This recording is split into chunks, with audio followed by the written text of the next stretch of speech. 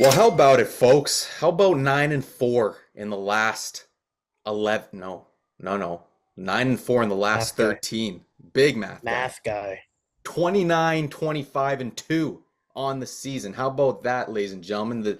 The man to my left or right, depending on which side you're sitting on here, Bryce Hunt, is starting to warm up a little bit as we have officially turned the calendar into May and have officially turned the calendar into what is a big day on the show here. Bryce. We'll get into that in just a second. But first, ladies and gentlemen, welcome back inside the Janitor's Closet. Josh Frey-Sam and Bryce Hunt with you guys as always. The boys are starting to warm up a little bit here as the weather is also warming up. We got 3 plays for you fine folks on for Friday, May 3rd. Bryce, I mentioned this is a big day for the channel. Maybe if you want to just let the people know why. Yeah, so as the calendar hits May, we are officially revealing and running with phase one of the 2024 model. Phase zero was what we were rocking with in April. Took us to a 29, 25, and 2 record, as you mentioned, plus 2.4 units for the month.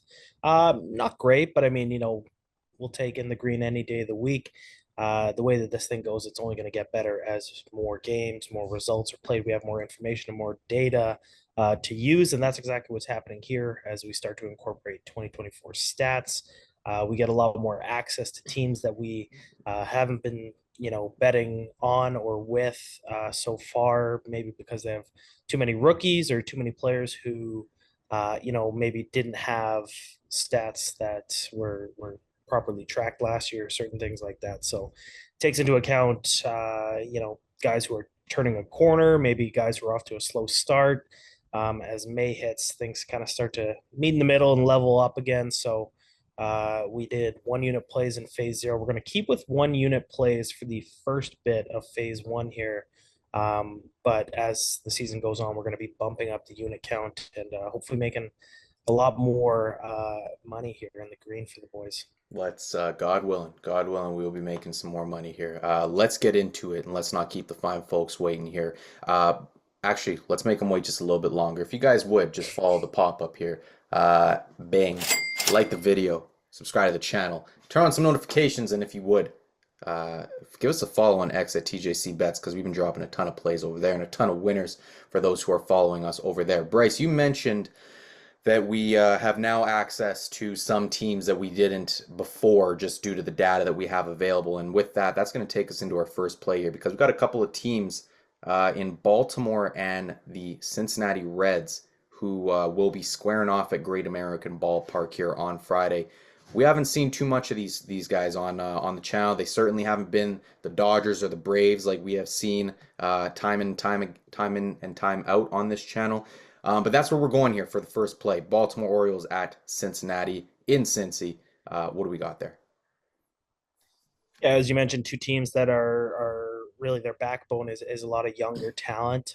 We've seen that already with Cowser, Encarnacion Strand to Gunnar Henderson, to name a few.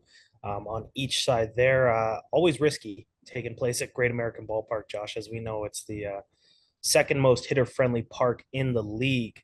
But we are going to be making a play of Baltimore Orioles first 5 minus zero point 0. We are going to be pushing if that game is tied after the first 5.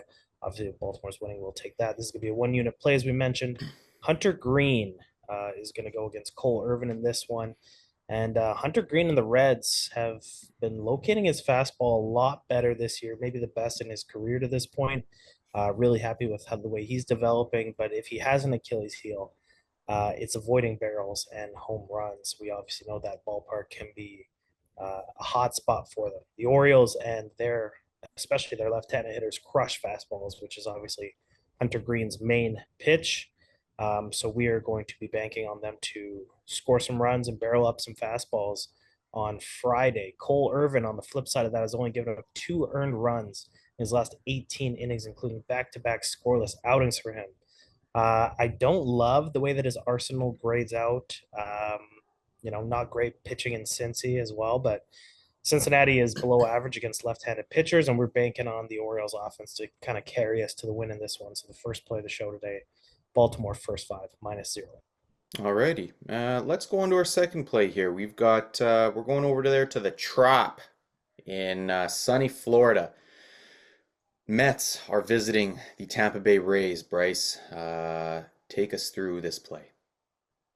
Yeah, in the first month of the season, probably two teams that aren't exactly thrilled with how their offense is done. I know that both probably had higher hopes than what they've gotten, especially the Rays, who we've seen be quite dominant over the past, however many years, forever it feels like.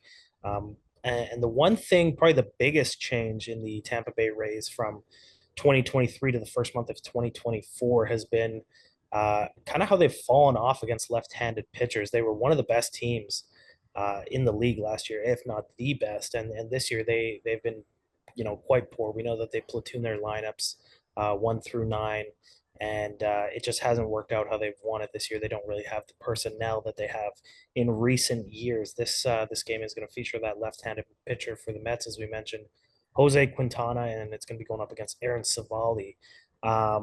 Quintana's a guy who really relies on his command, and if he can bring it out early, we're just going to ride on him having success against the Rays, who we mentioned struggle against lefties.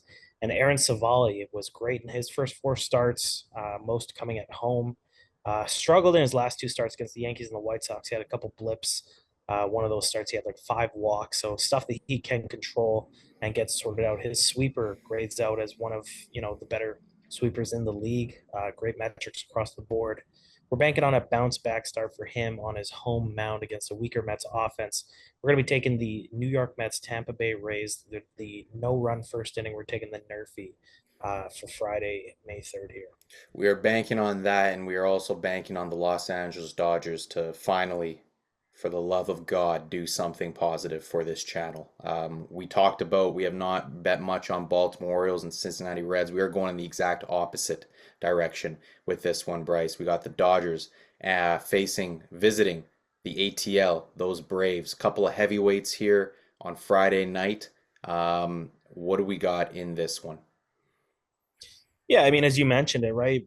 Said it at the top of the show, we're plus 2.4 units on the season here, and it'd probably be plus 12.4 units if we just didn't make a single bet on the LA Dodgers. They were suspended from this channel for a couple weeks there in the middle of April, and we're going to give them a shot with the new model, which is taking into account those struggles that they've had at this point. And they're going to be taking on the Atlanta Braves. We're going to take the first 5 over 4.5 runs for this play between the Dodgers and the Braves. And this matchup's always a lot of fun, Josh. These two have history. They're always going at it in the playoffs, always two of the best teams in the NL. And this is going to be Charlie Morton and Gavin Stone. Very interesting pitching matchup, as both of these guys have looked really hittable early. Not, kind of on the back end of both of those teams' rotations. And we know what these offenses can do to pitchers who are battling their command and leaving pitches over the heart of the plate. We're not going to overthink this one. We're going to be taking the over 4.5 in the first 5 innings for the Braves Dodgers. Okay. Few plays to wrap up the work week, ladies and gentlemen. I think we've been actually pretty good on these end of the work week plays here, Bryce. We have a couple of quite a few Friday evening plays on this channel, ones that have happened to fall on video days that we're making videos, and I think we've fared pretty well on these. So hopefully we can keep the momentum going. Just to recap, ladies and gentlemen, Baltimore first 5 minus 0.0. Tampa Bay and those New York Mets, we need an easy 6 outs. We need the Nerfy.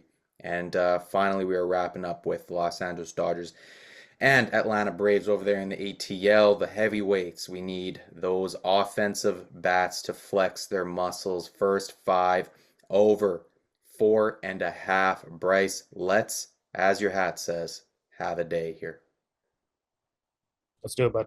Excited to get this phase of the model underway, and let's have a good weekend here. It's going to be a lot more videos probably coming out with how many more teams that we have to bet on and how many more games we're going to have numbers for, so we can be a little bit more selective and hopefully get out enough content here.